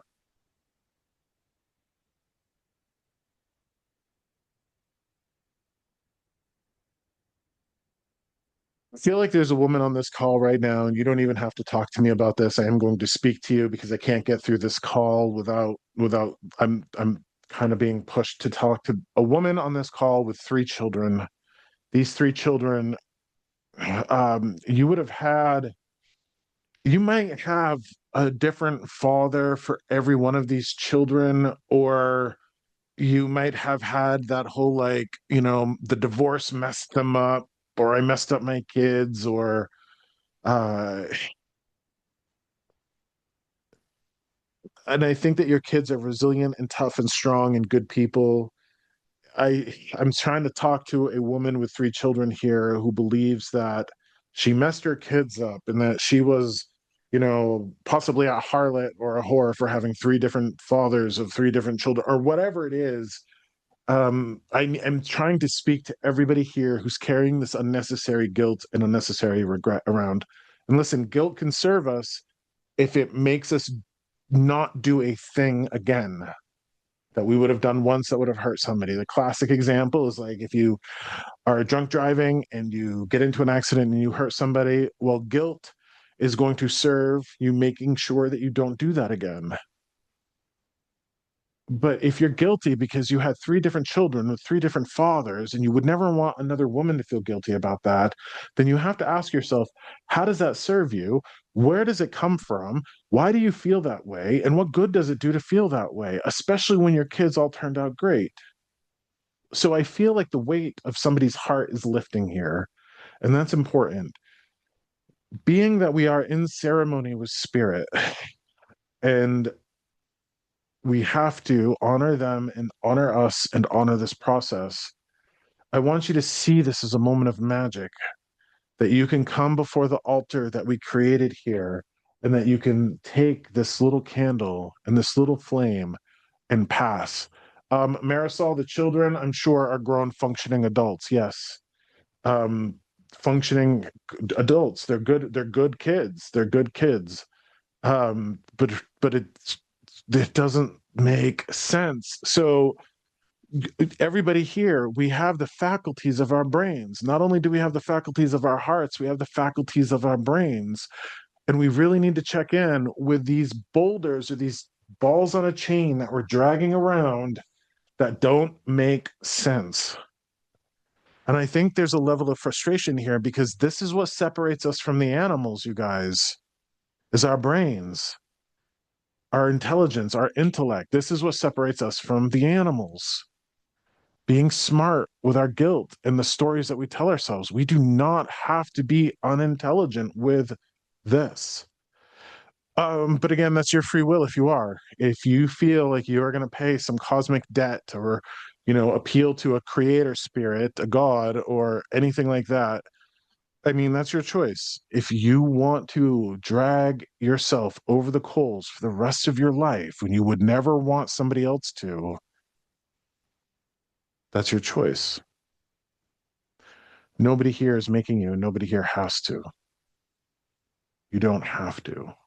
So I really feel like somebody is going to send me a message or an email after this, if they haven't already, about that little girl. And I can't make that public. But what I can do is I can ask you this. You have a soul, you have a heart, you have love, and that's what you're made of. You have a brain. Whether you believe it or not, it's pretty smart. It's intelligent.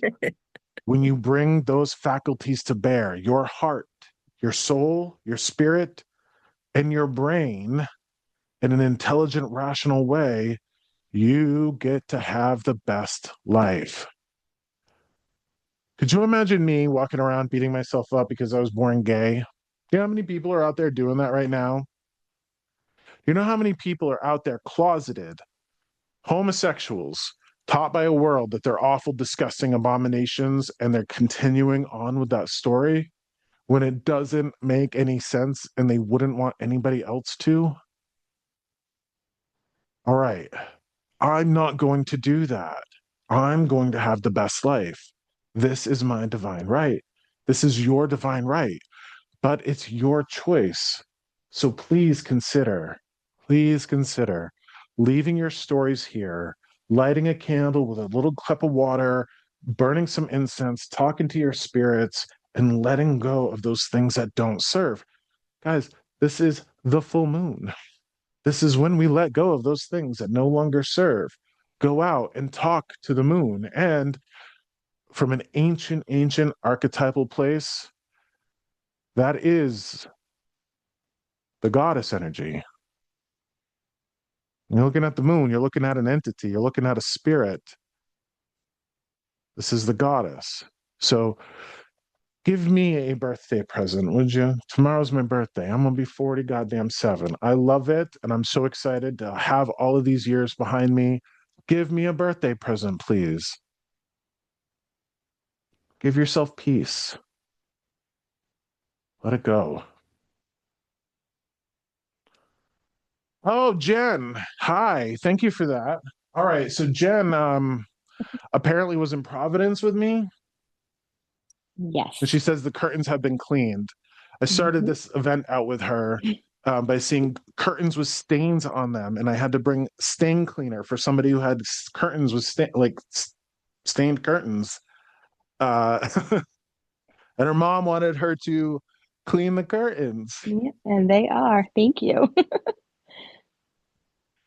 I love that. So thank you And for that, Jen. Thank you for, also the cookbook. One thing, yes. I know the reason why that was given. There are 3 recipes in there for my Polish heritage, cabbage soup, cabbage rolls, pierogies. And me and my cousin a few weeks ago were talking about how we needed to find the family recipe and we couldn't find it. And then I got that book and it was in there. So here's a fun story for you guys. This is how my gifts with spirit events work. I had a tote full of gifts, and I had one of these books, one of our cookbooks, to give away for the Franklin event, but I had ended up like in the Providence one, and I accidentally had this at Providence, and then I was like, it's got to go to the first group of gifts that had the stain cleaner and all of that, and I'm like, well, that means you have recipes or some need of this book. So I'm glad that you got that. The pierogi recipe is my husband's grandmother's. Mm-hmm. So look at that. Look, like if I hadn't come out of the closet, if I hadn't been brave enough to marry that beautiful man, I would have never had a pierogi recipe. I would have never met you in Providence to give you a pierogi recipe. So Jen and everybody else here, just give me the best birthday present ever and give yourself peace, please. Okay, please give yourself peace. That's all I could ever ask for you. That's all they ever want for us. So get busy, light your candle, put out your water, say your prayers, ask for release, and get in control of the conversation that you have with yourself, because that will get you the best life. Okay? All right. All my love to you. We are done for this evening. I will see you in a little while, a week or so, for another one of these wonderful adventures. If you show up, remember to speak up, and I'll see you when I'm 47. Take care of yourselves. Good night.